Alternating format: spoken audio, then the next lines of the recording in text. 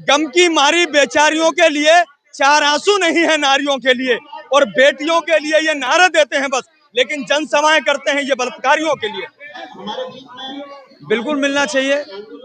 मैं तो ये कह रहा हूं कि जब बेटियों के आरोपियों पर बचाने की बात आती है तो भारतीय जनता पार्टी से साथ क्यों आती है? मुझे तो लग रहा है जिन प्रधानमंत्री जी ने बेटी बचाओ का नारा तो दिया था, लेकिन उन्हीं प्रधानमंत्री जी के अनुयायी, उनके मानने वाले, उन्हीं की पार्टी के नेता बजाय बेटी बचाने के आरोपियों को बचाने के लिए आगे आ जाते हैं। चाहे कठुआ का केस हो, चाहे वो गुजरात का केस हो, चाहे वो उन्नाव का केस हो, चाहे वो हाथरस का केस हो, जितने भी जहां बलात्कारियों को बचाने का काम किया गया होगा तो भारतीय जनता पार्टी पूरी तरह से बलात्कारियों के साथ में खड़ी हो जाती है। ये बलात्कारियों का समर्थन करती है, महिलाओं का। ये तो महिलाओं को समझते हैं मानो एक बच्चे पैदा करने की मशीन समझते हैं, उनको पैरों के नीचे रोनेंगे। अगर जब बेटियों के न्याय की बात आएगी तो उनके बहुत बड़े नेता जो कई बार सांसद रहे, वो कुलदीप सिंह सेंगर के समर्थन में बयान दे देते हैं। ऐसे नेताओं पर कोई कार्रवाई नहीं करती है सरकार, तो इससे सवालिया निशान खड़ा होता है कि आखिर बलात्कारी भाजपाई ही क्यों होते हैं। अच्छा, अरे बिल्कुल बिल्कुल, मैं कहां से शुरुआत करूं, आप ये बताइए। आपका मैं उस गुजरात मॉडल से शुरुआत करूं जिस गुजरात मॉडल की 2014 में बात कही गई थी, मैं वहीं से शुरू करता हूं। जब 2002 के गुजरात दंगों के बिल्किस बानो के रेपिस्टों को जेल में जब वो होते हैं तो उन्हें कौन सी सरकार अपनी सहमति से बाहर छुड़ा कर खिलाती है? यही भाजपा सरकार। और सिर्फ छुड़ाती नहीं है बल्कि भाजपा की मंचों पर बैठा करके उनका महिमा मंडन किया जाता है। जब आप भाजपा की मंचों पर बैठा करके उनका महिमा मंडन करेंगे तो निरंतर जो है बलात्कारियों के हौसले बुलंद होते रहेंगे। दूसरी बात आपने कही कठुआ में, बताइए जो लोग कठुआ के रेपिस्टों को बचा रहे थे उनके हाथ में भारतीय जनता पार्टी का झंडा था। ये सबूत हैं।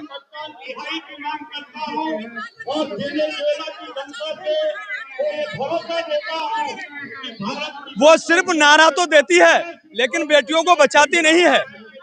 गम की मारी बेचारियों के लिए चार आंसू नहीं है नारियों के लिए, और बेटियों के लिए ये नारा देते हैं बस, लेकिन जनसभाएं करते हैं ये बलात्कारियों के लिए। धामी सरकार, मैं तो शर्म की बात है कि जो उस रिसोर्ट के मालिक हैं वो वीआईपी जो भारतीय जनता पार्टी का नेता है उनको लड़की परोसने की बात करता है। शर्म से मर जाना चाहिए ऐसे लोगों को। और आज मैं देखता हूं, आज ही नहीं पूरे दिल्ली के अंदर प्रधानमंत्री नरेंद्र मोदी जी का उस धामी के साथ फोटो लगा हुआ है जो बलात्कारियों का समर्थन करने वाली सरकार है। शर्म आनी चाहिए ऐसे लोगों को जो बलात्कारियों को समर्थन करते हैं। कहीं ना कहीं प्रधानमंत्री जी पर भी सवाल उठता है, प्रधानमंत्री जी के उस नारे पर सवाल उठता है जो बेटी बचाओ बेटी पढ़ाओ का नारा देते हैं। इस समय में भारतीय जनता पार्टी के बड़े नेताओं के अलावा कोई नहीं हो सकता जो देश की बेटियों से सर्विस मांगते हो। ये तो ऐसे लोग हैं जो हमारे देश की गोल्ड मेडलिस्ट बेटियां हैं उनको भी नहीं बख्शते हैं, उनको बख्शने का काम नहीं करते हैं। और जब उन पर कार्रवाई की बात की जाती है तो यही दिल्ली पुलिस बजाय बेटी के आरोपियों को पकड़ने के बेटियों को इस जंतर मंतर से रोंदने का काम करती है। मैं भी यहाँ था, आपने भी देखा, जब पुलिस बजाय आरोपियों के पकड़ने को उनको संरक्षण देने का काम करेगी और ये संरक्षण सरकार की सह पर दिया जाता है।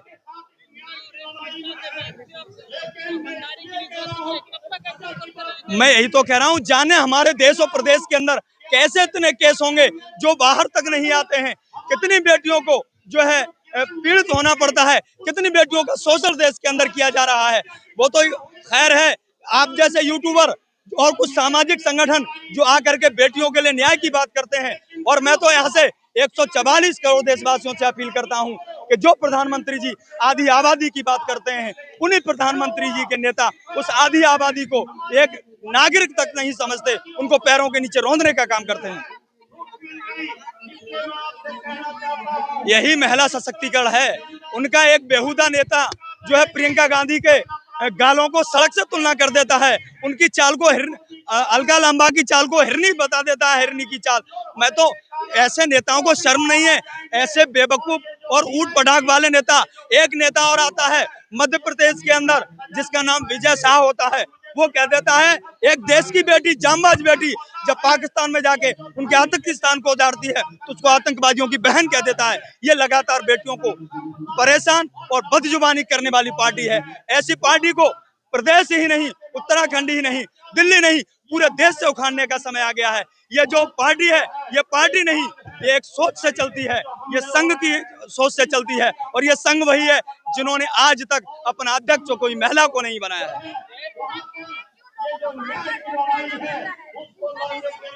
आप समझ लीजिए, जब आरोपी है, जो आरोपी हैं वो इतने ताकतवर होते हैं, सत्ता का संरक्षण उनको प्राप्त होता है। और सत्ता का संरक्षित जो व्यक्ति है, आप उसकी ताकत का अंदाजा लगा लीजिए। वो इतना ताकतवर है, जब बेटी अपने शोषण के खिलाफ थाने में शिकायत करने जाती है तो शिकायत नहीं ली जाती, बल्कि शिकायत करने वाले के पिता को थाने में बुलाकर मरवा दिया जाता है। इसलिए देश के लोगों को बेटियों को न्याय दिलाने के लिए रोड पर आना पड़ता है।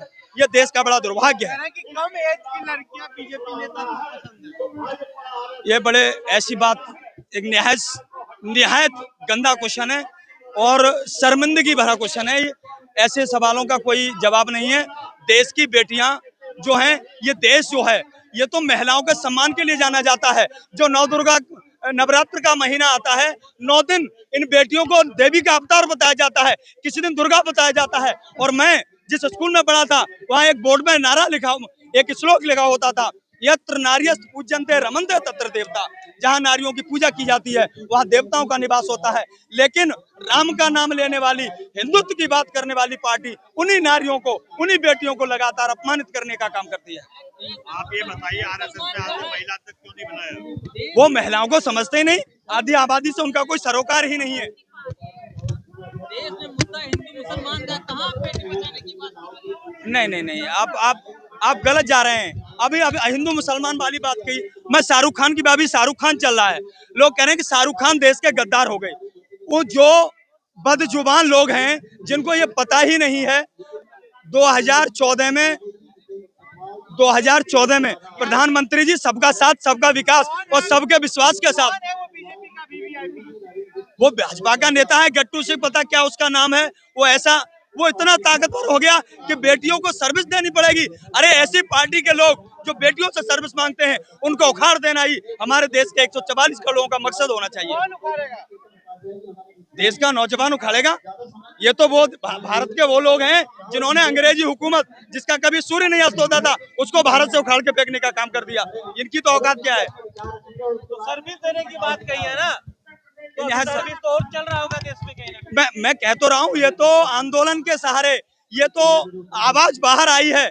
अब कितनी बेटियां ऐसी हैं जिनको ऐसे आरोप। अभी मैं जिस जिले से, उत्तर प्रदेश के कासगंज जनपद से आता हूँ, कासगंज आपने सुना होगा, वहां एक नेता जिसने, एक मंगेतर थी किसी की, वो एक मेरे यहाँ एक पर्यटन स्थल है, वहां अपने मंगेतर के साथ घूमने जाती है, उसका 7 लोग सामूहिक बलात्कार करते हैं। और जब बलात्कारी निकलते हैं तो भारतीय जनता पार्टी युवा मोर्चा का उपाध्यक्ष निकलता है। दुष्यंत गौतम पे आरोप लगा है, बीजेपी के दुष्यंत गौतम पे। वो एक आरोप नहीं लगा है, वो आरोपी हैं। कुलदीप सिंह सेंगर ले लीजिए, कठुआ ले लीजिए, उन्नाव ले लीजिए, देश के अंदर कितने ऐसे लोग हैं जो बेटियों को बलात्कार करते हैं और बलात्कार करने के बाद उनके ऊपर जो भाजपाई चोला है, उस चोले को ओढ़ लेते हैं, उसमें छिपने की कोशिश करते हैं। तो सरकार ऐसे लोगों को संरक्षण देना बंद करे, अन्यथा देश की जनता तुम्हें मुंह के बल गिराने का काम करेगी। ये देश तानाशाही से नहीं, लोकतंत्र है, वोट से देश चलता है। अब की बार वोट की चोट ऐसी करेगी कि देश से उखड़ जाओ। हमारी बहुत ज्यादा, वो वहाँ की पुलिस उन पर कार्रवाई क्यों नहीं कर रही? आंदोलन तक बात कैसे आई है? आंदोलन तक बात जब आई है जब लोगों के आवाज को दबाया जाता है। आंदोलन करने की नौबत तब आती है जब लोगों के हकों को कुचलने का काम किया जाता है, इसलिए आंदोलन की नौबत आती है। और आज इसीलिए आंदोलन किया जा रहा है कि बेटी की आवाज को कहीं न कहीं रौंदने का काम किया गया। क्या आपको न्यायपालिका पे भरोसा नहीं है? बिल्कुल, न्यायपालिका पर किसे भरोसा नहीं है, लेकिन देश की धरना, लोकतांत्रिक देश में धरने का प्रावधान कौन कहता है? कौन कहता है धरना? धरना गलत है। अगर बलात्कारी को बचाने वाले धरना दें, बलात्कार के खिलाफ धरना नहीं देंगे। बलात्कार आदमी कर रहा है, उसके खिलाफ धरना नहीं देंगे जो उसको सरकार बचाने का काम कर रही है।